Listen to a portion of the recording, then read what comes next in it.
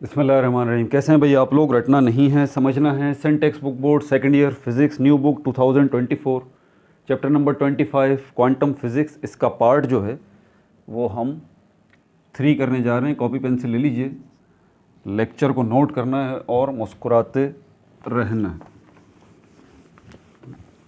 Planck's quantum theory, ये आज का हमारा टॉपिक है। Planck's quantum theory. अब ये प्लांक्स क्वांटम थ्योरी आपने सुनी होगी ना, कॉलेज में भी सुनी होगी, एकेडमीज़ में, ट्यूशन सेंटर में, ठीक है ना। मैं बता देता हूँ प्लांक्स क्वांटम थ्योरी क्या है भाई। प्लांक्स क्वांटम थ्योरी ये है कि एनर्जी जो है वो डिस्क्रीट पैकेट्स की शक्ल में ही एब्जॉर्ब होती है और इमिट होती है। कोई ऑब्जेक्ट एनर्जी को एब्जॉर्ब जो करता है वो पैकेट्स की शक्ल में करता है। एनर्जी के पैकेट्स होंगे या उनके मल्टीपल होंगे, उस शक्ल में वो ऑब्जेक्ट एनर्जी को एब्जॉर्ब करेगा और पैकेट्स की शक्ल में ही अपने अंदर से इमिट करेगा, खारिज करेगा, निकालेगा, या उनके मल्टीपल की शक्ल में। इन्हीं पैकेट्स ऑफ एनर्जी को क्वांटा कहते हैं। क्वांटा प्लूरल है, क्वांटम सिंगुलर है। इसी पॉइंट ऑफ व्यू से मैक्स प्लैंक ने ये बात बोली थी और यही मैक्स प्लैंक की प्लांक्स क्वांटम थ्योरी कहलाती है कि एनर्जी कोई ऑब्जेक्ट एब्जॉर्ब करेगा या कोई ऑब्जेक्ट जो है एनर्जी को इमिट करेगा, अपने अंदर से निकालेगा, खारिज करेगा, तो वो ऐसे ही नहीं करेगा बल्कि एक स्पेसिफिक पैकेट्स होंगे, उनकी शक्ल में होगा, जिसको उसने क्वांटम का नाम दिया, ठीक है, और उन्हीं के मल्टीपल्स होंगे, ठीक है। मिसाल के तौर पर आसान लफ्ज़ों में समझा देता हूँ। एक ऑब्जेक्ट ये रखा हुआ, ठीक है, ये ऑब्जेक्ट है, ये एनर्जी एब्जॉर्ब करेगा, तो ये एनर्जी का यूनिट क्या है? जूल, ठीक है। तो 2 जूल एनर्जी ये रही,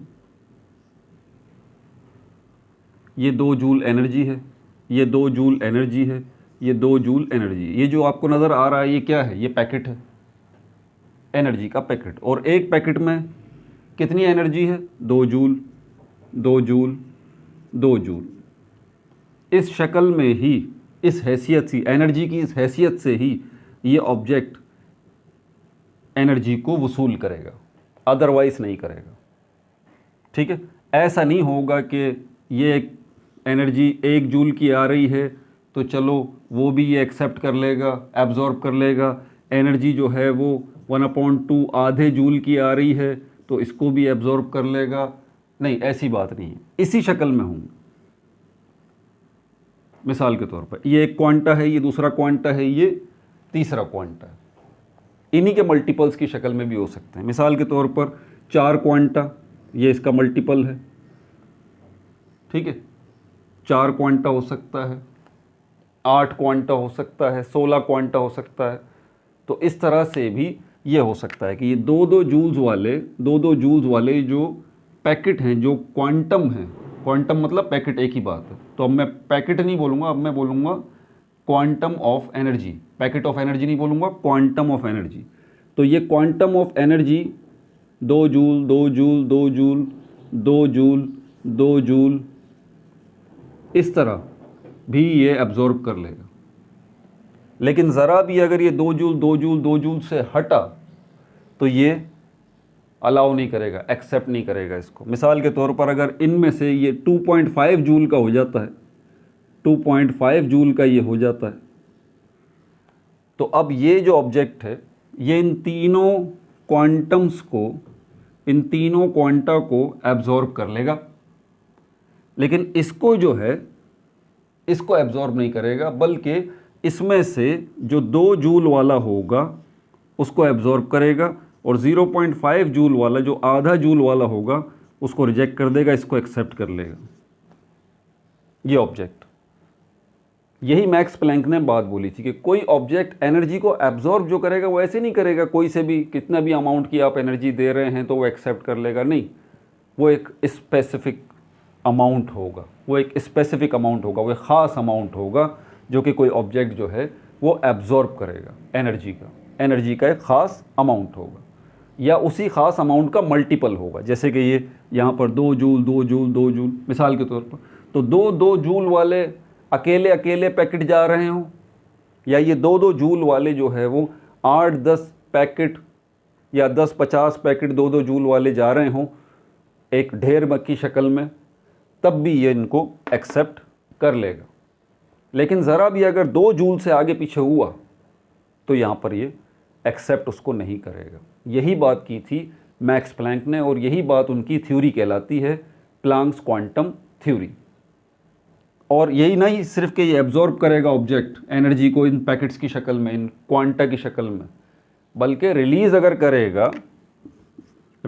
करेगा तब भी इसी शक्ल में करेगा। 2 जूल 2 जूल 2 जूल इन्हीं क्वांटम की शक्ल में, इन्हीं क्वांटा की शक्ल में रिलीज़ करेगा, अपने अंदर से निकालेगा, या फिर इनके मल्टीपल की शक्ल में निकालेगा। इस तरह से निकाल दिया। 4 का एक बड़ा पैकेट है, 2 जूल 2 जूल 2 जूल 2 जूल। 4 का एक बड़ा पैकेट है, 2 जूल 2 जूल का, इस तरह से निकाल देगा। इस स्पेसिफिक अमाउंट ऑफ एनर्जी से आगे पीछे मामला नहीं होगा। ये मैक्स प्लैंक ने बात बोली थी। कब बोली थी? 1900 में, 1900। और यही मैक्स प्लैंक की बात जो है प्लैंक्स क्वांटम थ्योरी कहलाती है। अब ये तो आपने सुन ली होगी बात, कॉलेज में, यूनिवर्सिटी में कई सुनते हुए आ रहे होंगे, स्कूल में भी सुन ली होगी, ठीक है। इतनी डिटेल में शायद आपने ना सुनी हो। आपने वो एक क्या कहते हैं, वो एक किताबी शक्ल, वो एक क्वांटा है और ये है और वो आपने सुन तो लिया, सर हिला रहे हैं, हाँ भाई वाह वाह वाह सर, बात समझ में आ गई, हाँ बिल्कुल क्वांटा की शक्ल में एब्जॉर्ब करेगा, क्वांटा की शक्ल में रिलीज़ करेगा। लेकिन पल्ले कुछ भी नहीं पड़ा। आपसे पूछा जाए भाई इसको एक्सप्लेन कर दें, आप भी उसी की बात दोहरा रहे होंगे जो आपके टीचर ने बता दी, जो प्रोफेसर ने बता दी, आपने एज इट इज़ उसी को रिपीट कर दिया। समझ में क्या आया? समझ में तो कुछ भी नहीं आया यार, ये अजीब सी बात है। इसके पीछे बैकग्राउंड है, ज़रा उसको समझिए। इसके पीछे बैकग्राउंड है। अगर अब यहाँ पर आगे बढ़ने से पहले मैं पिछली वीडियोस का हवाला दूंगा, 2 वीडियोस जो मैंने बनाई हैं, 2 पार्ट जो मैंने बनाए हैं, पार्ट 1 और पार्ट 2 का क्विक रिव्यू करके फिर हम आगे बढ़ेंगे। तो ये मैक्स प्लैंक या प्लैंक्स क्वांटम थ्योरी जो है, ये आपको सही मायनों में समझ में आएगी कि कौन से मसले का हल दिया था मैक्स प्लैंक ने। एक बहुत बड़ा मसले का हल दिया था। बहरहाल पिछली 2 वीडियोज़ को क्विक में रिव्यू कर देता हूँ यहाँ पर। और मैंने आपको ये बात बताई थी पार्ट 1 पार्ट 2 के अंदर। सबसे पहले मैंने आपको ये बताई थी कि क्लासिकल फ़िज़िक्स और मॉडर्न फ़िज़िक्स, पुरानी फ़िज़िक्स और नई फ़िज़िक्स, इसमें फ़र्क क्या है। कि पुरानी फ़िज़िक्स जो है, क्लासिकल फ़िज़िक्स जो है, मैकेनिक्स जो है या न्यूटनियन फ़िज़िक्स जो है, वो बड़े बड़े ऑब्जेक्ट से रिलेटेड है, चाहे वो आपको नज़र आते हैं या नहीं आते। मिसाल के तौर पर बैक्टीरिया जो है, उससे रिलेटेड भी अगर बात होती है तो ये हमारे पास क्लासिकल फ़िज़िक्स है, ओल्ड फ़िज़िक्स है। भले बैक्टीरिया नज़र नहीं आ रहा, लेकिन बैक्टीरिया के लेवल पे बात करने की मतलब इस हद तक, आसान लफ्ज़ों में बड़े बड़े ऑब्जेक्ट्स की जो फ़िज़िक्स है वो क्लासिकल फ़िज़िक्स है। क्वांटम फ़िज़िक्स जो है या क्वांटम मैकेनिक्स जो है, ये क्या है? ये पार्टिकल्स के लेवल की फ़िज़िक्स है। ये बात आपको बताई थी। फिर आपको ये बात बताई थी कि भाई इसकी ज़रूरत क्यों पेश आई। Necessity is the mother of invention, ज़रूरत ईजाद की माँ है। तो इसकी ज़रूरत क्यों पेश आई? तो आपको ये बात मैंने बताई थी, इसकी ज़रूरत जब पेश आई जब एक मसला हल नहीं हो रहा था, और उस मसले का नाम था अल्ट्रावायलेट कैटास्ट्रोफी। अल्ट्रावायलेट कैटास्ट्रोफी, ये वो मसला था जिसका हल पेश किया मैक्स प्लैंक ने 1900 में अपनी प्लैंक्स क्वांटम थ्योरी की शक्ल में। और जब इस मसले का हल मैक्स प्लैंक ने प्लैंक्स क्वांटम थ्योरी की शक्ल में, अपनी थ्योरी की शक्ल में पेश किया 1900 में, तब ही क्वांटम फिज़िक्स का जन्म हो गया, तब ही क्वांटम मैकेनिक्स का जन्म हो गया, तब ही इस मॉडर्न फिज़िक्स का जन्म हो गया, तब ही पार्टिकल्स लेवल की फ़िज़िक्स का जन्म हो गया।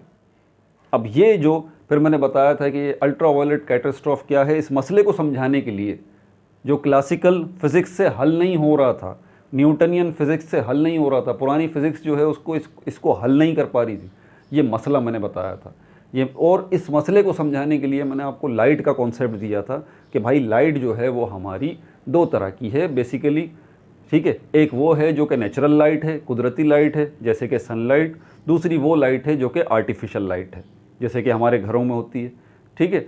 फिर इसके अलावा मैंने लाइट की और कैटेगरी बताई थी। लाइट को मैंने दो और क्लासेस में डिवाइड किया था। मैंने कहा था एक वो लाइट है जो कि विजिबल लाइट है, आपको अपनी आंख से नज़र आती है, चाहे वो नेचुरल हो चाहे वो आर्टिफिशियल हो, विजिबल लाइट। और दूसरी लाइट वो है जो कि इनविजिबल लाइट है, चाहे वो इनविजिबल लाइट नेचुरल हो चाहे वो इनविजिबल लाइट आर्टिफिशियल। फिर मैंने आपको ये बताया था कि ये हमारे पास जो है वो नेचुरल इनविजिबल लाइट कौन सी है? सनलाइट जो आती है, सनलाइट असल में 9 लाइट्स का मजमुआ है।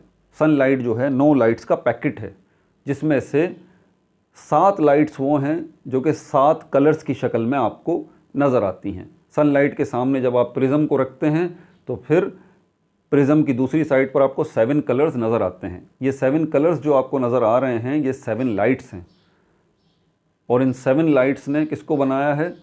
उस सनलाइट को, इसी सनलाइट को जो कि आपको पीले कलर की नज़र आती है। तो क्या इस पीले कलर की सनलाइट के अंदर ये 7 लाइट्स ही हैं जो 7 कलर की शक्ल में नज़र आती हैं, जिनको विबग्योर कहा जाता है? Violet, indigo, blue, yellow, orange, green, red, क्या बस यही हैं? नहीं, इसी नेचुरल लाइट में 2 इनविजिबल लाइट्स भी हैं। एक कौन सी हमारे पास? इंफ्रारेड है जो रेड के बाद आती है, और दूसरी मैंने कौन सी बताया है? अल्ट्रा वायलेट है जो वॉयलेट से पहले आती है। तो ये मैंने सारी पिछली वीडियोस के अंदर बातें बताई थी। फिर मैंने आपको ये बताया था कि ब्लैक बॉडी क्या होती है। ब्लैक बॉडी की हमने बात की थी। ब्लैक बॉडी कोई भी ऑब्जेक्ट हो सकता है जो कि एनर्जी को एब्जॉर्ब करे और एनर्जी को इमिट करे, खारिज करे। जिसकी मिसाल देने के लिए मैंने आपको किचन में ले गया था, उसमें मैंने बताया था कि स्टील का चम्मच जो है, स्पून, वो आप ले लीजिए और चूल्हा जला के स्टील का चम्मच जो है उसके ऊपर रख दीजिए और किचन की लाइट ऑफ कर दें। अब जैसे जैसे वो चम्मच जो है वो गर्म होता रहेगा, गर्म होता रहेगा, गर्म होता रहेगा, फाइनली क्या होगा कि वो चम्मच गर्म हो के किस कलर का हो जाएगा? रेड कलर का हो जाएगा। फिर आप उसको और हीट देते रहेंगे तो वो रेड से जो है वो ऑरेंज कलर का हो जाएगा, फिर वो येलो कलर का हो जाएगा, फाइनली वो वाइट कलर का हो जाएगा। वही चम्मच 4 कलर्स जो है वो चम्मच आपको दिखाएगा, और वो 4 कलर्स जो हैं जब आप उनके सामने प्रिज्म को रखेंगे तो वो जो कलर निकल रही है, जो लाइट निकल रही है उस चम्मच के अंदर से, वो जब उस प्रिज्म में से गुजरेगी तो प्रिज्म की दूसरी साइड पर आपको कलर्स नज़र आएंगे। तो 4 कलर्स जो हैं उस चम्मच के हमने डिस्कस किए थे। पहला रेड वाला था, फिर ऑरेंज था, फिर येलो था और फाइनली वाइट था। ये 4 कलर्स जो निकल रहे हैं उसके अंदर से, ये 4 मुख्तलिफ़ किस्म की लाइट्स हैं जो उस चम्मच में से निकल रही हैं। और यही 4 मुख्तलिफ़ किस्म की लाइट्स के सामने जब आप प्रिज्म को रखेंगे तो प्रिज्म की दूसरी साइड पर आपको मुख्तलिफ़ कलर्स नज़र आएंगे। ये बात हमने पिछली वीडियो में तफसील से डिस्कस की थी। और ये चम्मच जो है अब ये क्या कहलाएगा? इसको हम कहेंगे ब्लैक बॉडी। क्यों? क्योंकि ये बेहतरीन काम कर रहा है, एनर्जी को एब्जॉर्ब कर रहा है और एनर्जी को एब्जॉर्ब करने के बाद अपने अंदर से निकाल रहा है। कौन सी एनर्जी एब्जॉर्ब कर रहा है ये चम्मच? Heat energy. वो हीट एनर्जी जो कि चूल्हे से मिल रही है उसको, उस हीट एनर्जी को ये चम्मच एब्जॉर्ब कर रहा है, और एब्जॉर्ब करने के बाद क्या कर रहा है? अपना कलर चेंज कर रहा है। अपना कलर चेंज कर रहा है। चम्मच रेड कलर का हो रहा है, चम्मच येलो कलर का हो रहा है, ऑरेंज कलर का हो रहा है और वाइट कलर का हो रहा है। तो ये जो वो कलर अपने चेंज कर रहा है, तो कलर नहीं चेंज कर रहा वो, बल्कि वो अपने अंदर से एनर्जी को रिलीज़ कर रहा है। इसी को तो ब्लैक बॉडी कहते हैं। तो ब्लैक बॉडी हर वो बॉडी जो कि एनर्जी को एब्जॉर्ब करे, जैसे कि इस चम्मच की शक्ल में पिछली वीडियो में मैंने बताई थी, एनर्जी एब्जॉर्ब हो रही है, और लाइट की शक्ल में एनर्जी रिलीज़ कर रहा है ये चम्मच। तो ये चम्मच जो था ये क्या था? ब्लैक बॉडी था। और ये लाइट जो निकल रही थी इसमें से रेड कलर की, ऑरेंज कलर की, येलो कलर की, वाइट कलर की, देखिए मैं ये 4 ही बता रहा हूँ सिर्फ। ये लाइट जो उसमें से चम्मच में से निकल रही है मुख्तलिफ टेम्परेचर्स पर, ये लाइट जो है ये क्या है? ये ब्लैक बॉडी रेडिएशन कहलाएगी। इसी को ब्लैक बॉडी रेडिएशन कहेंगे, इसी लाइट को, ये जो निकल रही है। फिर इसी 4 लाइट से मज़ीद लाइट्स निकलेंगी। कैसे? जब ये चम्मच रेड कलर का हो जाता है तो इसके आगे आप प्रिज्म को रखें, तो फिर ये रेड लाइट जब प्रिज्म में से गुजरेगी तो प्रिज्म की दूसरी साइड पर मुख्तलिफ़ कलर्स नज़र आएंगे, मतलब मुख्तलिफ़ लाइट्स नज़र आएंगी। इसी तरह जब ये चम्मच जो है वो ऑरेंज कलर का हो जाए तो इसके सामने दोबारा प्रिज्म को रखें, तो ये ऑरेंज कलर की लाइट जब प्रिज्म में से गुजरेगी, प्रिज्म की दूसरी साइड पर आपको मज़ीद जो है वो कलर्स नज़र आएंगे, डिफरेंट कलर्स की लाइट्स नज़र आएंगी। फिर ये चम्मच येलो कलर का हो जाए तो इसके सामने प्रिज्म को रखें, फिर ये येलो कलर की लाइट जो है प्रिज्म में से गुजरेगी तो उसके दूसरी साइड पर आपको मुख्तलिफ़ कलर्स की लाइट्स नज़र आएंगी। और यही चम्मच जब वाइट कलर का हो जाए तो उसके सामने दोबारा आप प्रिज्म को रखें, तो ये वाइट कलर की लाइट जब प्रिज्म में से गुजरेगी तो दूसरी साइड पर आपको मज़ीद क्या नज़र आएंगी, कलर्स नज़र आएंगे। ये वो सारी एनर्जी है, इन्हीं को कलेक्टिवली कहा जाता है ब्लैक बॉडी रेडिएशन। ये हमने पिछली वीडियो में डिस्कस किया। ये 4 लाइट्स और इनसे हासिल होने वाली मज़ीद डिफरेंट कलर्स की लाइट्स, कलेक्टिवली इनको ब्लैक बॉडी रेडिएशन जो है वो कहा जाता है। और चम्मच को हम ब्लैक बॉडी कहेंगे, ये हमने डिस्कस किया था। और फिर इसी से आगे हमने इस बात को समझा था कि ये हो कैसे रहा है। वो ब्लैक बॉडी, वो जो चम्मच है वो रेड कलर का हो रहा है, लेकिन रेड कलर का होने से पहले उसका एक फेज़ और है कि वो चम्मच हॉट हो रहा है, गर्म हो रहा है। और वो जो चम्मच गर्म हो रहा है, अभी उस चम्मच में से कोई लाइट नहीं निकल रही, अभी वो चम्मच रेड कलर का नहीं हुआ, अभी वो चम्मच येलो कलर का नहीं हुआ, ऑरेंज कलर का नहीं हुआ, वाइट कलर का नहीं हुआ, अभी वो सिर्फ चम्मच ठीक ठाक गर्म हो गया। तो उस चम्मच में से जो गर्मी निकल रही है, आपको नज़र आ रही है गर्मी? नहीं, आपको नज़र नहीं आ रही। आप कहेंगे सर इस चम्मच में से हीट रिलीज़ हो रही है, हीट रिलीज़ हो रही है। ये जो हीट रिलीज़ हो रही है इसके अंदर से, ये हीट एक इलेक्ट्रोमैग्नेटिक रेडिएशन की वजह से आपको हीट फील हो रही है। और वो इलेक्ट्रोमैग्नेटिक रेडिएशन जो इस चम्मच में से निकल रही है और आपको हीट की शक्ल में फील हो रही है, उसको हम कहते हैं IR, इंफ्रारेड। और ये वही इंफ्रारेड है जिसका मैंने आपको बताया कि ये इनविजिबल लाइट, ये इनविजिबल लाइट है।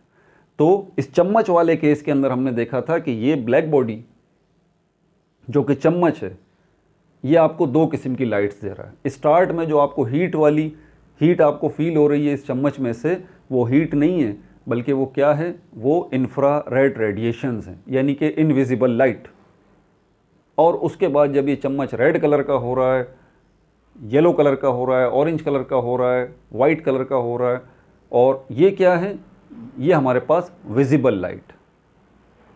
तो इंफ्रारेड IR तो आपको शुरू में ही मिल रही है, उसके साथ साथ जैसे जैसे टेम्परेचर बढ़ता जा रहा है आपको एक लाइट और मिल रही है। आखिर में जाके इस एक्सट्रीम लेवल पर जब टेम्परेचर बहुत ज़्यादा बढ़ जाता है, देखिए टेम्परेचर का बड़ा कमाल है ना, वो चम्मच जो उसका टेम्परेचर ग्रेजुअली बढ़ रहा है, ये सारी बातें मैंने बताई थी। उस चम्मच का टेम्परेचर ग्रेजुअली बढ़ रहा है, 500 केल्विन से 1000 केल्विन हो रहा है, 2000 केल्विन हो रहा है, 3000 केल्विन हो रहा है, 4000 केल्विन हो रहा है, 5000 केल्विन हो रहा है। इस रेंज ऑफ टेम्परेचर्स पे उस चम्मच की हालत क्या हो रही है, बदल रही है। वो पहले गर्म हो रहा है, फिर रेड कलर का हो रहा है, फिर येलो कलर का हो रहा है, ऑरेंज कलर का हो रहा है, फाइनली वाइट कलर का हो रहा है। 5 फेजेस से वो गुजर रहा है। और इन 5 फेजेस के दौरान ही स्टार्टिंग में वो इनविजिबल लाइट रिलीज़ कर रहा है अपने अंदर से, जिसको इंफ्रारेड कहते हैं। और उसके बाद वो visible light, visible light, visible light, visible light, temperature बढ़ रहा है।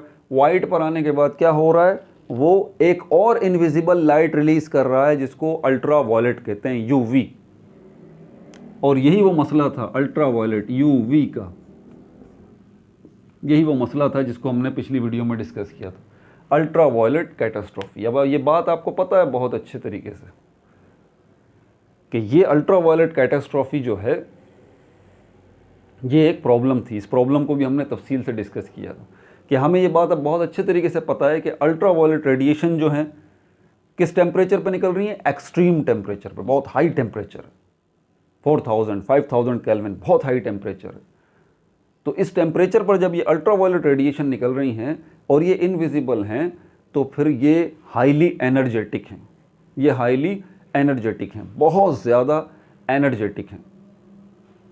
ये हमारी थ्योरी बताती है, ये हमारी थ्योरी बताती है, हमारी मैथमेटिक्स बताती है कि ये हाई एनर्जेटिक रेडिएशंस हैं अल्ट्रा वायलेट, क्योंकि टेम्परेचर इतना हाई है ना।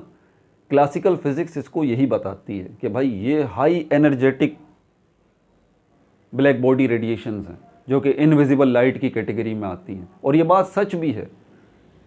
लेकिन प्रॉब्लम यहाँ पर ये हो रही थी कि थ्योरेटिकली, मैथमेटिकली तो ये ultra violet radiation high energetic radiations थी, लेकिन प्रैक्टिकली जब हम एक्सपेरिमेंट्स कर रहे थे, और एक्सपेरिमेंट्स में अपनी इस थ्योरी को चेक कर रहे थे। देखिए थ्योरी जो है ना, थ्योरी, बात को ज़रा समझें, जो थ्योरी है वो सिर्फ बातचीत है, जो मैथमेटिक्स है वो सिर्फ बातचीत है, पेपर वर्क है। आपने थ्योरी दे दी, आपने उसकी मैथमेटिक्स बता दी, ये पेपर वर्क है, इसको समझें। अभी इस थ्योरी, इस मैथमेटिक्स, इस पेपर वर्क के बाद इसका तजुर्बा होना बाकी है, इसका एक्सपेरिमेंट होना बाकी है। तो वो जो थ्योरीज थी उनको भी डिस्कस करेंगे आगे आने वाली वीडियोस में, ठीक है। वो जो मैथमेटिक्स थी, वो जो लॉस थे, उसके हिसाब से अल्ट्रावायलेट रेडिएशन जो हैं वो हाईली एनर्जेटिक रेडिएशंस हैं, हाई टेम्परेचर पर हमें मिलती हैं, इनविजिबल ब्लैक बॉडी रेडिएशन है। ये सारी बातें बिल्कुल सही थी, लेकिन जब एक्सपेरिमेंट्स कर रहे थे तो अल्ट्रावायलेट रेडिएशन इतनी हाई एनर्जेटिक नज़र नहीं आ रही थी, ये मसला था। और खुल के आपको बताऊं तो सिर्फ यही बात नहीं थी। अल्ट्रावायलेट कैटास्ट्रॉफ को अगर समझना है तो अल्ट्रावायलेट कैटास्ट्रॉफ ग्राफ को समझना पड़ेगा। ये ग्राफ, ये ग्राफ जो है ultraviolet catastrophe graph, ultraviolet catastrophe graph. और मैं बच्चों को समझाता हूँ कि यार देखो ये ग्राफ जो है ना, इसी की ज़बान में बात की जाएगी। आप मेहरबानी करके इस ग्राफ की ज़बान को समझें, क्योंकि अल्ट्रावायलेट कैटास्ट्रॉफी ये जो प्रॉब्लम है ना, अब मैं क्योंकि मैं प्लैंक्स क्वांटम थ्योरी तो मैंने आपको समझा दी है, लेकिन अभी ये अल्ट्रावायलेट कैटास्ट्रॉफी, ये मसला जो है ग्राफ की शक्ल में भी आपको समझना ज़रूरी है। वैसे आपको समझ में आ गया कि भाई ये अल्ट्रावायलेट रेडिएशन जो है हाईली एनर्जेटिक रेडिएशंस हैं, बहुत ज़्यादा, इतनी कि ये अल्ट्रावायलेट रेडिएशंस जो हैं वो इनफाइनाइट एनर्जी देती हैं। ये हमारी थ्योरी बता रही है, ये हमारी मैथमेटिक्स बता रही है, ये हमारा ग्राफ बता रहा है, ये हमारा ग्राफ बता रहा है। अभी मैं इस ग्राफ की तरफ आता हूँ और ये ग्राफ बना के पूरा आपको समझाऊंगा कि ये ग्राफ जो है हमारा बता रहा है कि अल्ट्रावायलेट रेडिएशंस जो हैं ये इनफाइनाइट एनर्जी देती हैं, लामुतनाही एनर्जी, कोई हद ही नहीं है। और ये ग्राफ जो मैं आपको बना के दिखाऊंगा ये बहुत ज़्यादा ज़रूरी है आपके लिए समझना, क्योंकि इसी ग्राफ की बुनियाद पर आगे आपको दूसरे कॉन्सेप्ट समझ में आएंगे, ठीक है। तो इस ग्राफ की तरफ आने से पहले, पिछले नए आने वाले बच्चों के लिए हमेशा मैं ये बात बताता हूँ कि पिछला पार्ट अगर नहीं देखा भाई तो ऊपर देखें, लिंक शो भी हो चुका होगा या होने वाला होगा, मेरे ख्याल में हो ही गया होगा पिछले पार्ट का लिंक, और अगले पार्ट का लिंक जो है इसी वीडियो के लास्ट में इसी स्क्रीन पर आपको मिल जाएगा। लेकिन पिछली वीडियो सारी देखनी है तो आसान सा तरीका उसका ये, प्लेलिस्ट में चले जाइए। प्लेलिस्ट में कैसे जाएंगे भाई, इसी स्क्रीन के नीचे देखें, आपको लोगो नज़र आ रहा है, रटना नहीं समझना है, उस पर क्लिक करें, पेज खुल जाएगा, वहाँ पर देखें प्लेलिस्ट का ऑप्शन होगा, उस पर क्लिक करें, प्लेलिस्ट आपके सामने आ जाएंगी। 12 फिज़िक्स की प्लेलिस्ट में चले जाइए, पिछली सारी वीडियोस वहाँ पर मौजूद हैं, चैप्टर नंबर 15, 16, 17, 18, 19, 20, 21, 22, 23, 24 और ये 25 तक की। इसके अलावा एक प्लेलिस्ट और है 12 केमिस्ट्री की। 12 केमिस्ट्री कंप्लीट बुक, पूरे के पूरे 13 चैप्टर्स बना के मैं ऑलरेडी अपलोड कर चुका हूँ। प्लस उसमें एक ग्रैंड टेस्ट भी है ऑर्गेनिक नोमेनक्लेचर का। सारे ऑर्गेनिक नोमेनक्लेचर मैंने एक जगह उस ग्रैंड टेस्ट में, उस प्रैक्टिस टेस्ट में इकट्ठे कर दिए हैं, ठीक है। IUPAC सिस्टम के तहत, कॉमन सिस्टम के तहत सारे ऑर्गेनिक नोमेनक्लेचर एक ही वीडियो में, आप उसको देखें, वो टेस्ट बार बार अटैम्प्ट करें, वो टेस्ट है उसी में सोल्यूशन बताएं, तो इंशाल्लाह आपका ऑर्गेनिक नोमेनक्लेचर का मसला हल हो जाएगा। इन ऑर्गेनिक नोमेनक्लेचर की वीडियो अलग है। इसके अलावा 11th केमिस्ट्री की भी आपको प्लेलिस्ट नज़र आएगी। 11th केमिस्ट्री कंप्लीट बुक बना के मैं ऑलरेडी अपलोड कर चुका हूँ, पूरे के पूरे 12 चैप्टर। इसके अलावा matric Pakistan study chapter number 5 अभी चल रहा है, ठीक है। और इसके अलावा मैट्रिक पाकिस्तान स्टडी की और भी प्लेलिस्ट हैं, बायोलॉजी की प्लेलिस्ट है, न्यू बुक की, केमिस्ट्री की प्लेलिस्ट है, जिन पर मैं काम कर चुका हूँ, ठीक है। अब इसकी तरफ आ जाते हैं। अब यहाँ पर मेन मकसद इस ग्राफ की ज़बान को आपको समझाना है, तो फिर आपको ये मसला समझ आएगा कि आपका ग्राफ क्या बोल रहा है, आपके ग्राफ के मुताबिक क्या रिज़ल्ट मिल रहा है।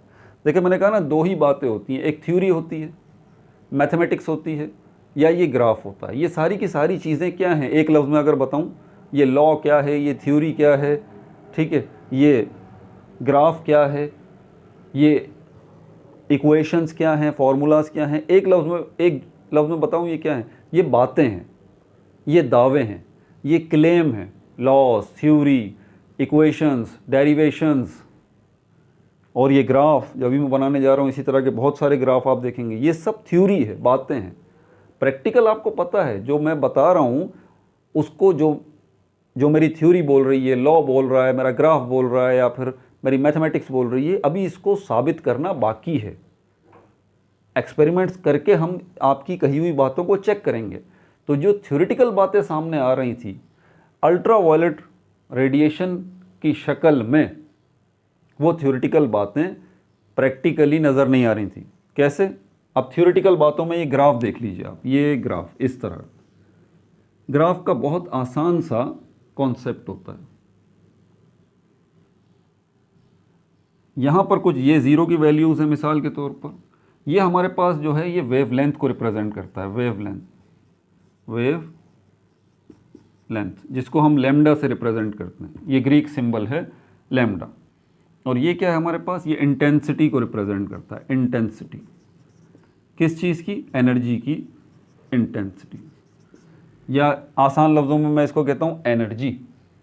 तो यहाँ पर ज़ीरो से ये 1 ले आते हैं, 2 3 4 5 6 7। इसी तरह यहाँ पर 1 2 3 4। अब यहाँ पर 1 2 3 4 नहीं कहूँगा, बल्कि मैं इसको कहूँगा क्या, ये जो हीट जा रही है, आपने वो चम्मच जो रखा था चूल्हे के ऊपर, उस चम्मच के पास जो हीट जा रही थी, वो हीट क्या है? वेव्स। और उस चम्मच से जो लाइट निकल रही थी, जो हीट निकल रही थी, वो क्या है? वो भी वेव है। अब इसका एक नया नाम सुन लीजिए आप, ठीक है? इलेक्ट्रोमैग्नेटिक वेव्स, इनको हम कहते हैं इलेक्ट्रोमैग्नेटिक वेव्स। हीट जो जा रही है चम्मच के पास, स्पून के पास, और स्पून से जो लाइट निकल रही है, किस शक्ल में निकल रही है? इलेक्ट्रोमैग्नेटिक वेव्स की शक्ल में। यानी कि आप देखें, इलेक्ट्रोमैग्नेटिक वेव्स की शक्ल में ही हीट जो कि एनर्जी है जा रही है स्पून के पास, और इलेक्ट्रोमैग्नेटिक वेव्स की शक्ल में ही लाइट जो कि एनर्जी है रिलीज हो रही है इस स्पून से। तो आप स्पून को जो हीट दे रहे हैं, तो मैं कह सकता हूं कि आप स्पून को हीट दे रहे हैं, आप स्पून को एनर्जी दे रहे हैं, और ये एनर्जी जो जा रही है, ये हीट जो जा रही है स्पून के पास, किस शक्ल में जा रही है? इलेक्ट्रोमैग्नेटिक वेव्स की शक्ल में। ये इलेक्ट्रोमैग्नेटिक वेव्स या वेव जो हैं, सिंपली इसको हम ऐसे बनाते हैं, ऐसे, ठीक है? और यहाँ से इस स्पून से जो लाइट निकल रही है, वो किस शक्ल में निकल रही है? वो लाइट, वो भी इलेक्ट्रोमैग्नेटिक वेव्स की शक्ल में मिल रही है। मतलब इस स्पून के पास जो है इलेक्ट्रोमैग्नेटिक वेव्स जा रही हैं, और इस स्पून से इलेक्ट्रोमैग्नेटिक वेव्स ही निकल रही हैं। अब इलेक्ट्रोमैग्नेटिक वेव्स की आपको पता है वेवलेंथ होती है। 2 हिस्से होते हैं वेव के, ये जो टॉप वाला है और ये जो टॉप वाला है। टॉप से टॉप तक का जो डिस्टेंस है, ये वेवलेंथ कहलाता है। और इसको हम क्या कहते हैं? इसको हम क्रेस्ट कहते हैं, क्रेस्ट। और बॉटम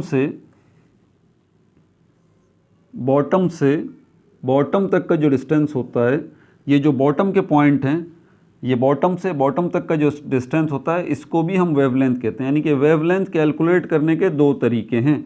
वेवलेंथ कैलकुलेट करने के 2 तरीके हैं। यहाँ से यहाँ तक, इसको हम क्या कहते हैं? इस पॉइंट और इस पॉइंट, इन पॉइंट्स को हम कहते हैं ट्रफ।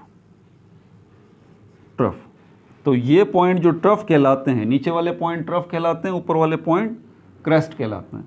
तो क्रेस्ट से क्रेस्ट तक का जो डिस्टेंस है, वो भी वेवलेंथ है, और ट्रफ से ट्रफ तक का जो डिस्टेंस है, वो भी वेवलेंथ है, जिसको लैम्डा से हम रिप्रेजेंट कर रहे हैं।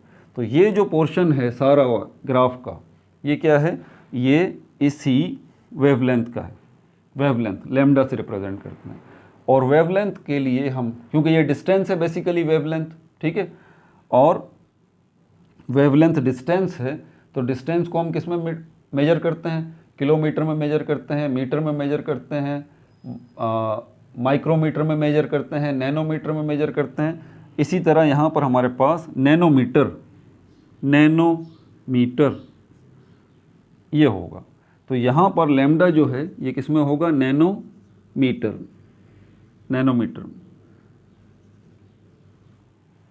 ठीक है भाई, अब यहाँ से आगे चलते हैं।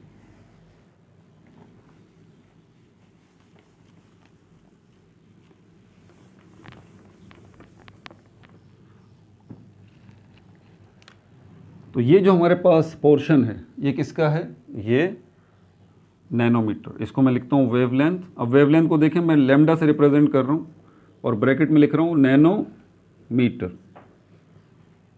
अब यहाँ पर ये हमारे पास 400 नैनोमीटर से ये हमारे पास 700 नैनोमीटर ये है। उसके बाद फिर आगे चलें तो ये 1000 नैनोमीटर। अभी समझ में आ जाएगा ये ग्राफ आपको। और यहाँ पर क्या है, 0 नैनोमीटर। अब ये इंटेंसिटी एनर्जी वर्सेस वेवलेंथ, इसका रिलेशनशिप।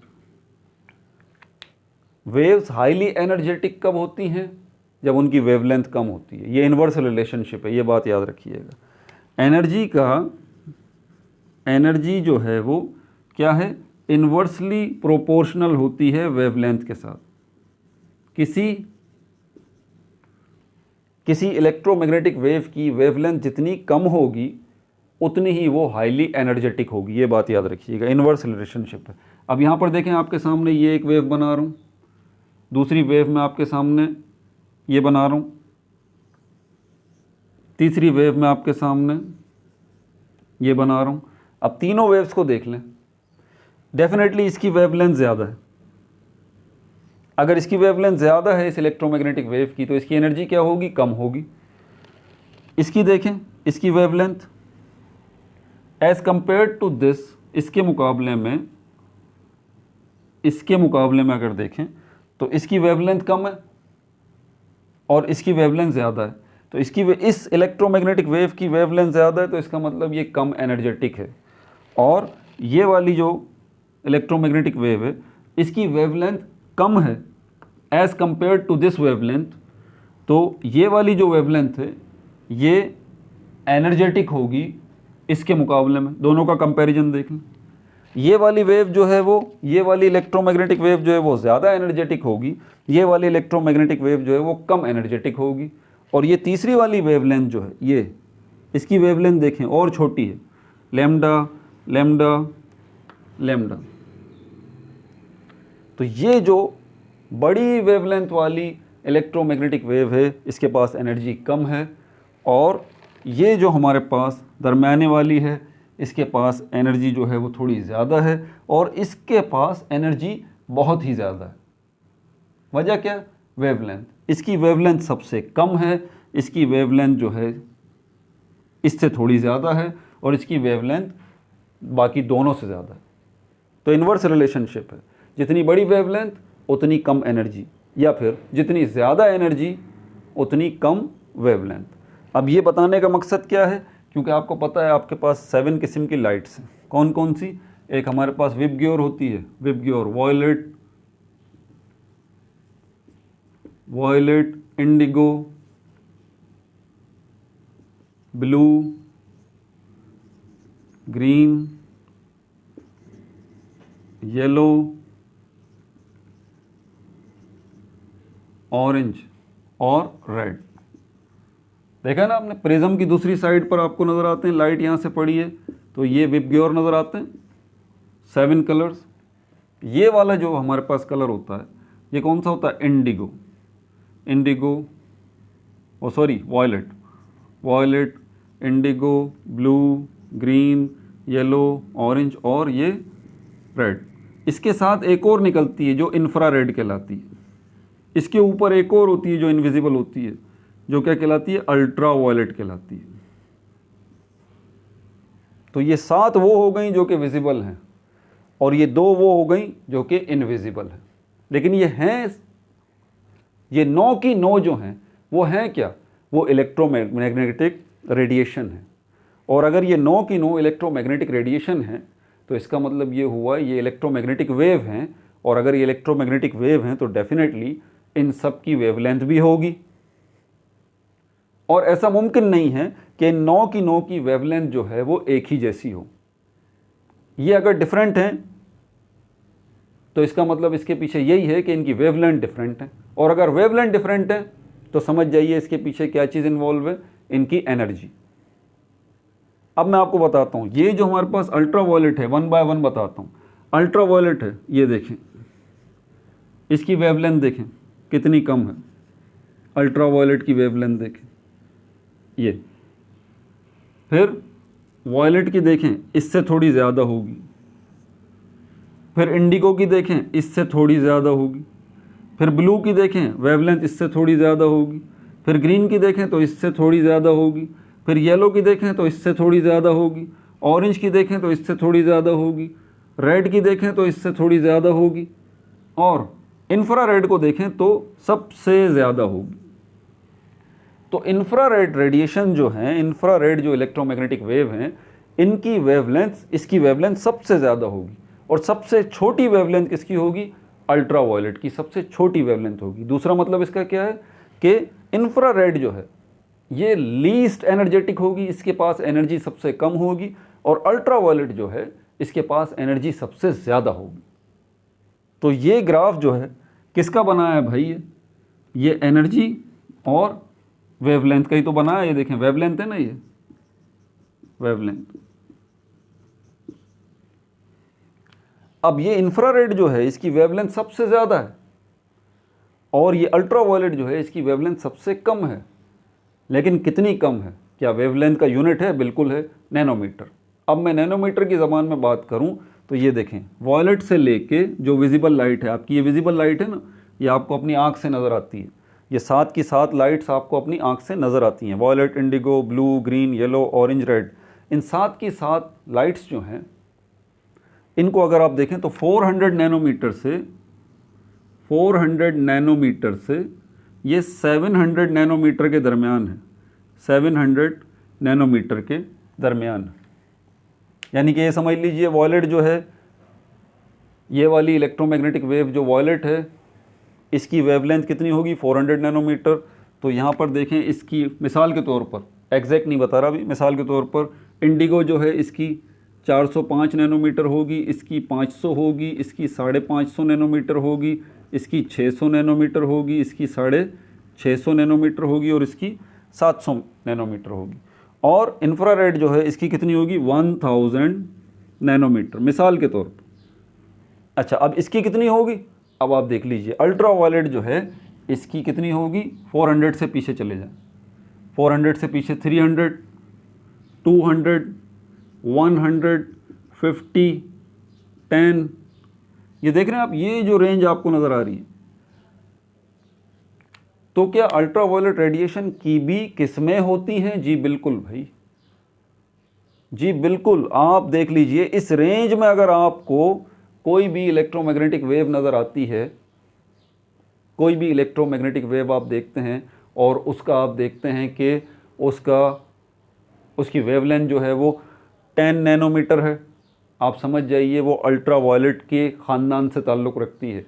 अगर इलेक्ट्रोमैग्नेटिक वेव आपको कोई मिलती है, उसकी वेवलेंथ जो है वो 50 नैनोमीटर है, आप समझ जाइए वो अल्ट्रा वायलेट के ख़ानदान से ताल्लुक़ रखती है। अगर कोई इलेक्ट्रोमैग्नेटिक वेव आपको मिलती है जिसकी वेवलेंथ 200 है, आप समझ जाइए वो अल्ट्रा वायलेट रेडिएशन के ख़ानदान से ताल्लुक़ रखती है। अगर आपको कोई इलेक्ट्रोमैग्नेटिक वेव मिलती है जिसकी वेवलेंथ 300 नैनोमीटर है, आप समझ जाइए कि वो अल्ट्रा वायलेट रेडिएशन या अल्ट्रा वायलेट वेव के ख़ानदान से ताल्लुक़ रखती है।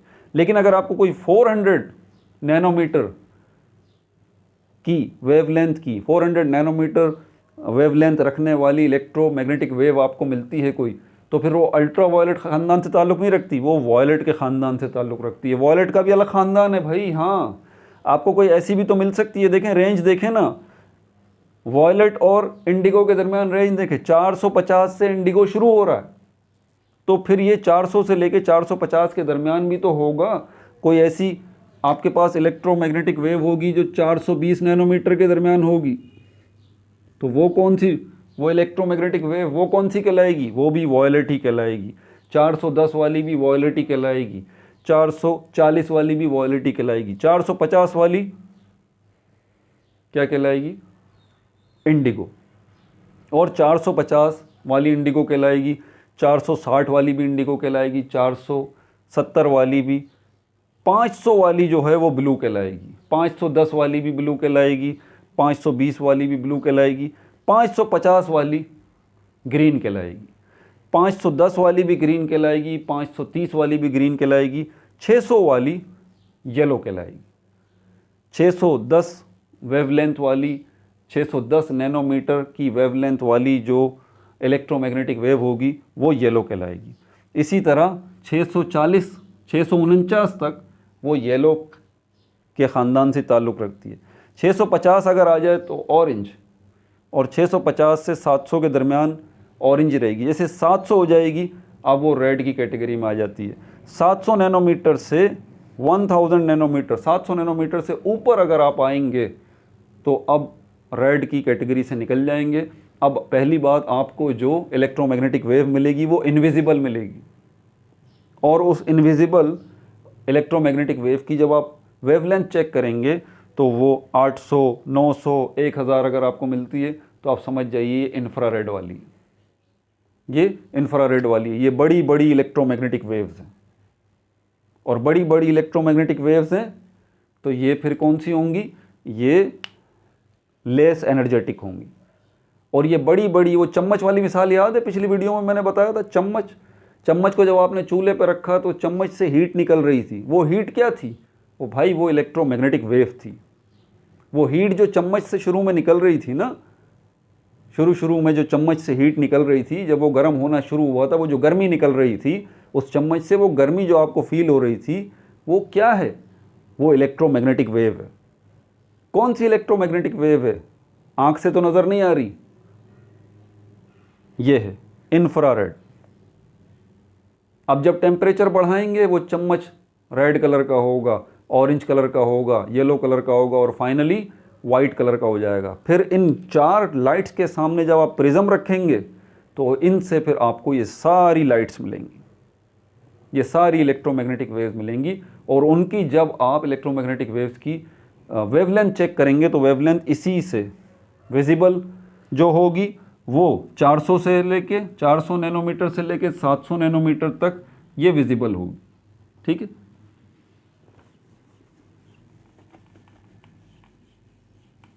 चल रहे हैं कैटास्ट्रॉफिक प्रॉब्लम की तरफ चल रहे हैं, टेंशन नहीं लें, उसी की तरफ आ रहे हैं, उसी की तरफ आ रहे हैं। इतनी आसानी से समझ में नहीं आएगी अल्ट्रावायलेट कैटास्ट्रॉफी की प्रॉब्लम, ग्राफ की मदद से इतनी आसानी से समझ में नहीं आएगी। अब ये जो आपने बातें सुनी यार, मुझे बताओ सुनी है पहले कभी आपने सुनी है? यही तो मसला, आपने सुनी नहीं है ना, आपको पता ही नहीं है, तभी तो आपके मसले हल नहीं होते, आपको प्रॉब्लम समझ में नहीं आती हैं। आप एमडी के टेस्ट में बैठते हैं, ई के टेस्ट में बैठते हैं, आपको समझ में ही नहीं आता वो आपसे बोल क्या रहा है, उल्टे सीधे तुक्के लगा रहे होते हैं। फिर आप बोलते हैं हमने सर इतनी मेहनत की लेकिन हम तो एंट्री टेस्ट क्वालिफाई ही नहीं कर पाए। भाई इतना कैसे होगा यार, समझ, टाइम देना पड़ेगा, इन सारी चीज़ों को समझें। अब इस ग्राफ की तरफ आते हैं तो ये देखें, अब ये मैं बता चुका हूँ बात कि एनर्जी और वेवलेंथ, एनर्जी और वेवलेंथ इसका इन्वर्स रिलेशनशिप है। अब ये देखें 700 नैनोमीटर पे कौन सी होगी, अब इसको देखें, ये 700 नैनोमीटर ये आ गई यहाँ तक। अब 700 नैनोमीटर पे कौन सी थी,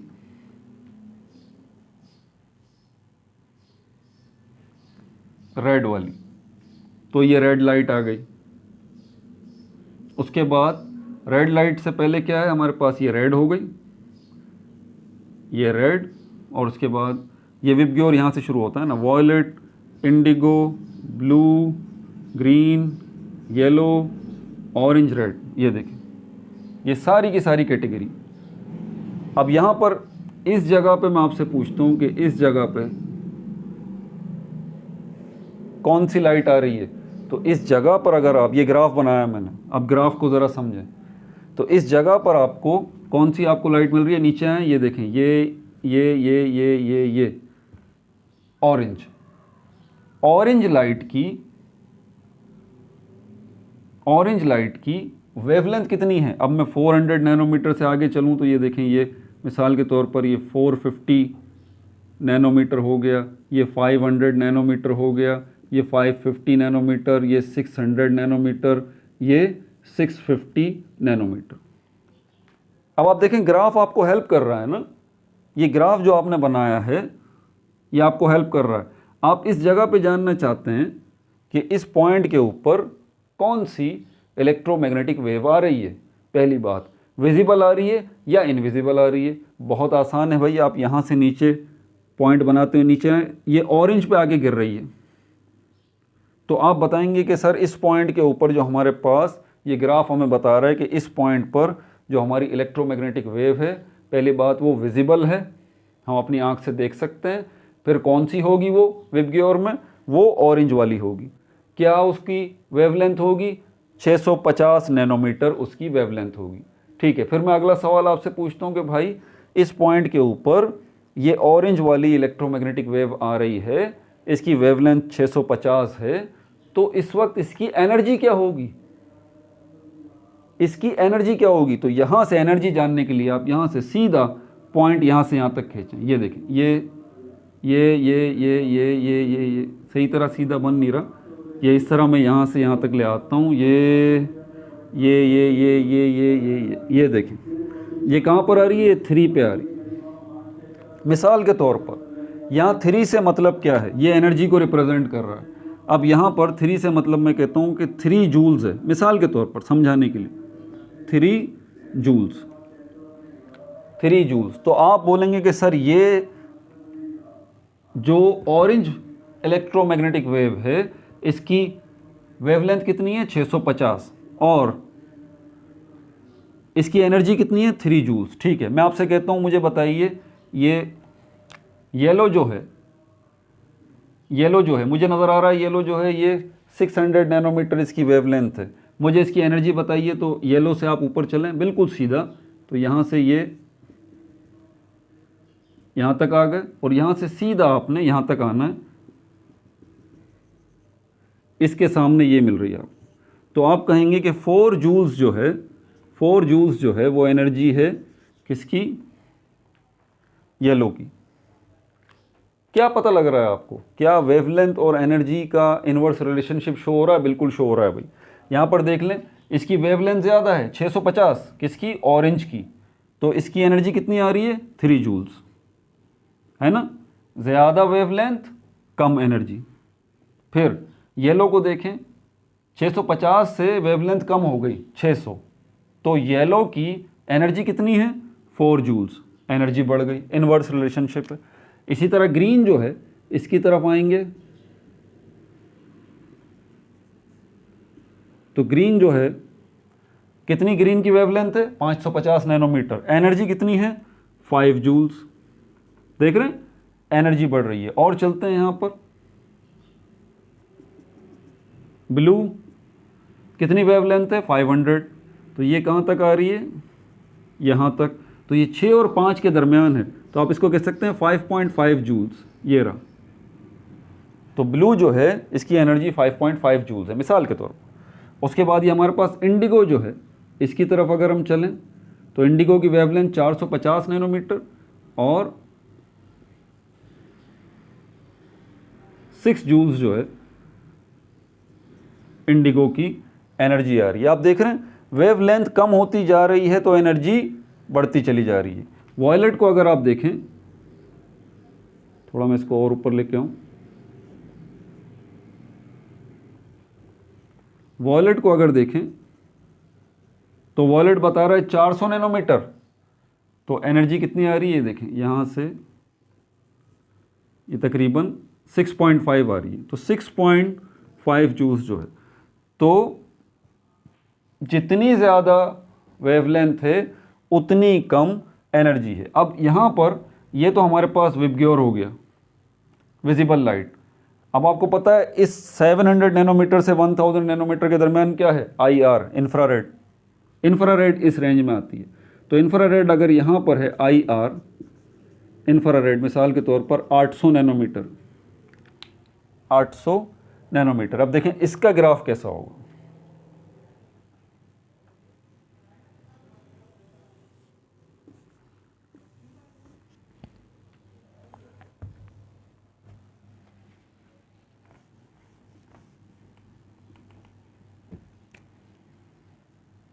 सिर्फ अकेला अगर मैं इसका ग्राफ बनाऊं तो इंफ्रारेड का, अब देखिए यहाँ से यहाँ तक ये सारी रेंज जो है, अच्छा इंफ्रारेड जो है वो 800 नैनोमीटर वाली भी हो सकती है, और इंफ्रारेड जो है वो अब यहाँ से लेके यहाँ तक 800 नैनोमीटर।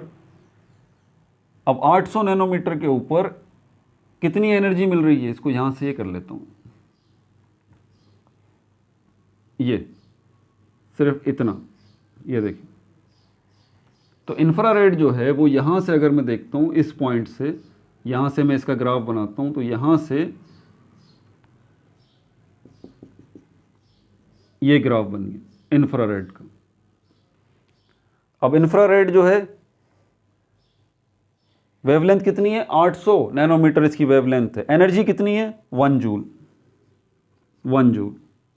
अब आते हैं यहाँ पर ये अल्ट्रा वायलेट रीजन जो 0 नैनोमीटर से लेके 400 नैनोमीटर के दरमियान है, यहाँ से। अब यहाँ पर ये आगे जब बढ़ रहा है तो ये 300 नैनोमीटर, 200 नैनोमीटर, 100 नैनोमीटर, ये सारी की सारी रेंज जो है वो किसकी है, अल्ट्रा वायलेट की। अब देखें आगे आप जैसे जैसे बढ़ रहे हैं क्या हो रहा है, वेवलेंथ कम होती जा रही है, यही हो रहा है ना। और आप यूं जब जा रहे हैं वेवलेंथ बढ़ रही है, यहाँ से यहाँ आ रहे हैं वेवलेंथ कम हो रही है। तो इस जगह पर आने के बाद अल्ट्रा वायलेट अगर इस जगह पर है तो यहाँ पर आने के बाद वेवलेंथ जो है वो और कम होनी चाहिए, और उसके बाद जो है वो वेवलेंथ अगर कम हो गई है तो इसका मतलब क्या हुआ कि आपके पास एनर्जी जो है वो इस जगह पर अगर मैं देखूँ तो ये कितनी होनी चाहिए, ये 7 तक जानी चाहिए।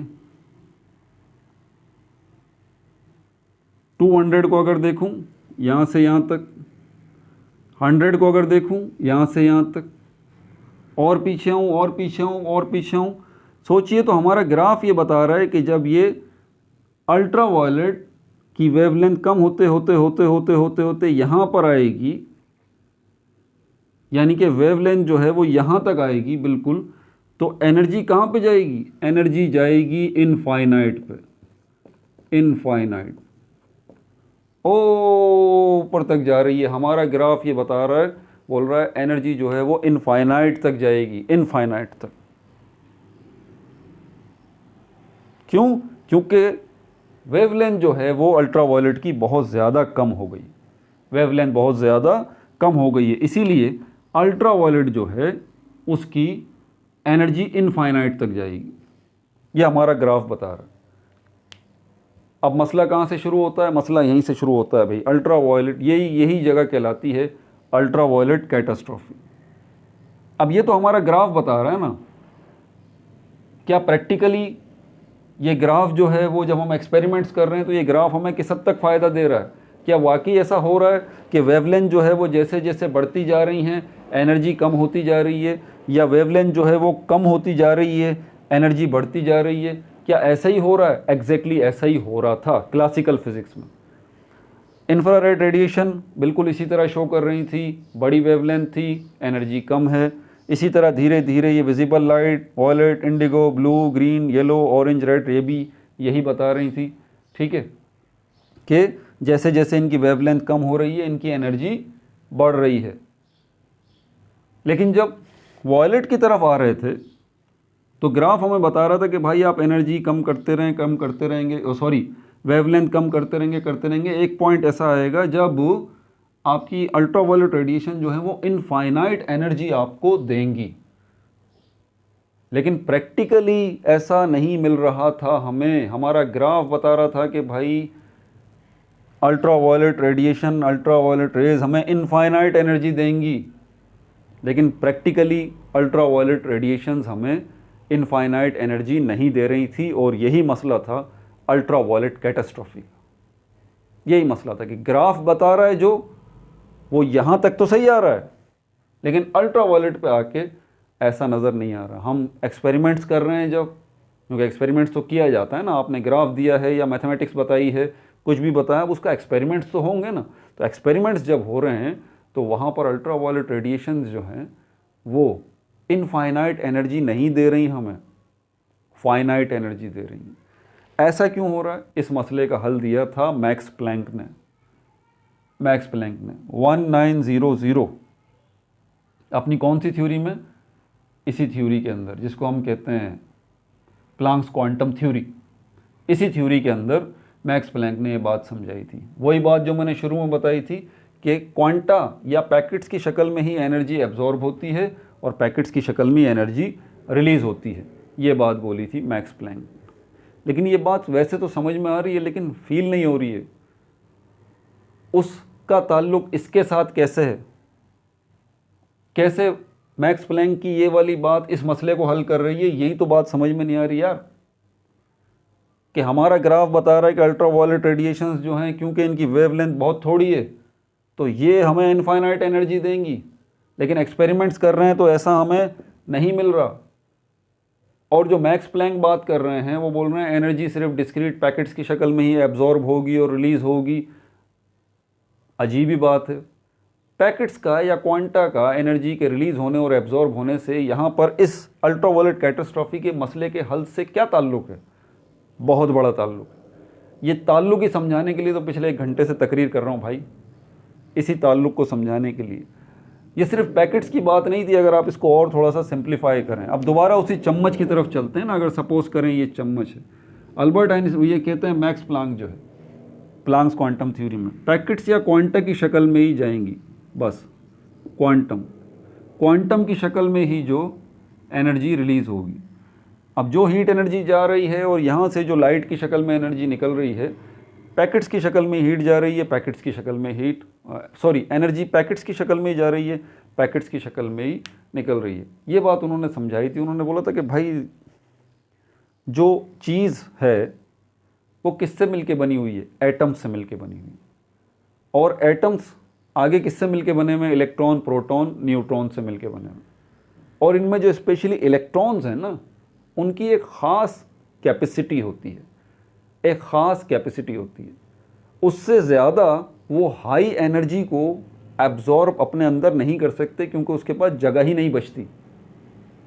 ये था मसला। इलेक्ट्रॉन के पास, एटम्स के पास इतनी कैपेसिटी नहीं होती।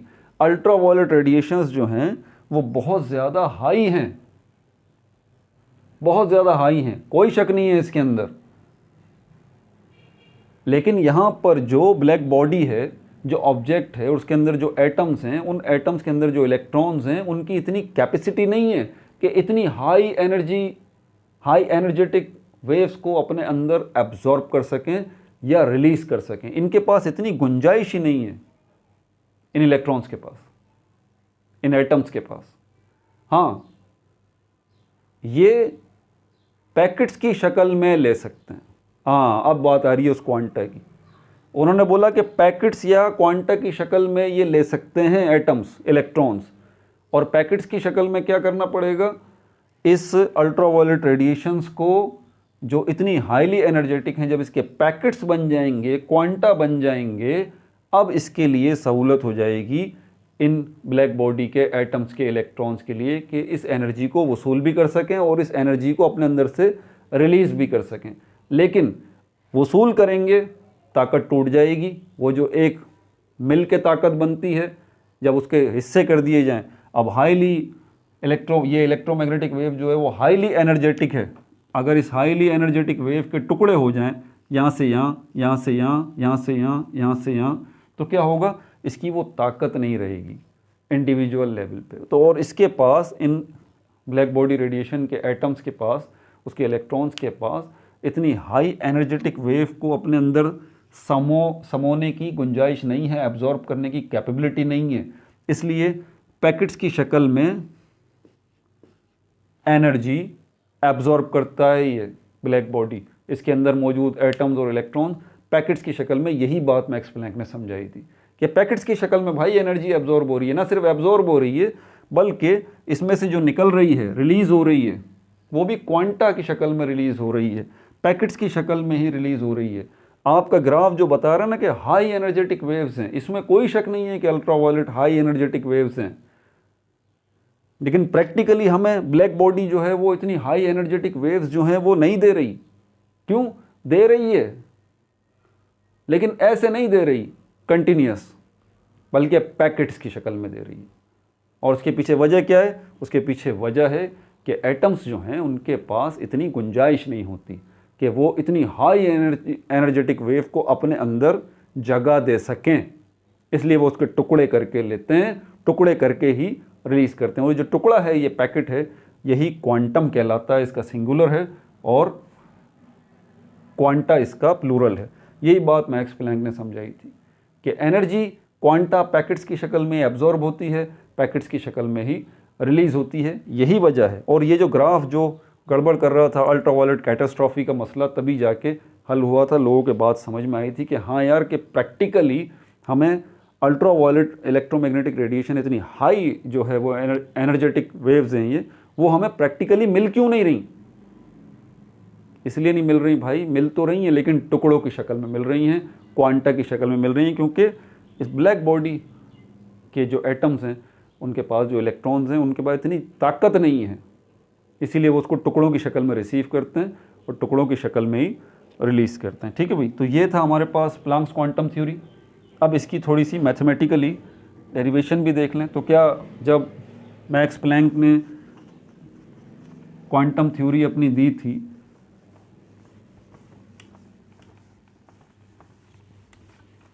Planks quantum theory Max Planck ने जब दी थी, इसी से क्वांटम फिजिक्स का जन्म हुआ था।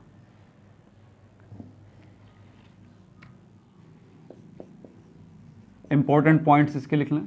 प्लैंक्स क्वांटम थ्योरी,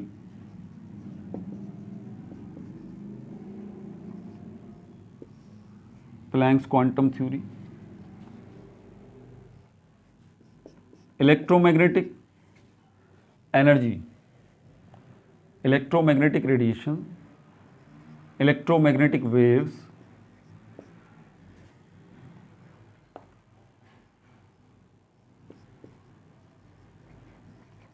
अब यहाँ इलेक्ट्रोमैग्नेटिक वेव्स के साथ मैंने आगे एनर्जी लिख दिया, क्योंकि बात एक ही है, वेव्स असल में एनर्जी को ही लेके जा रही होती हैं। तो इलेक्ट्रोमैग्नेटिक वेव्स या electromagnetic energy could only be emitted, could only be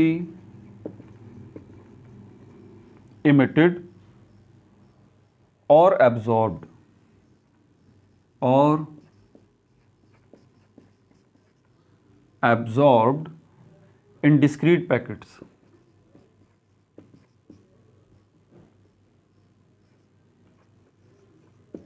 in discrete packets called quanta, called quanta। ठीक है भाई, to calculate energy, to calculate energy, bracket में लिख रहा हूं क्वांटा,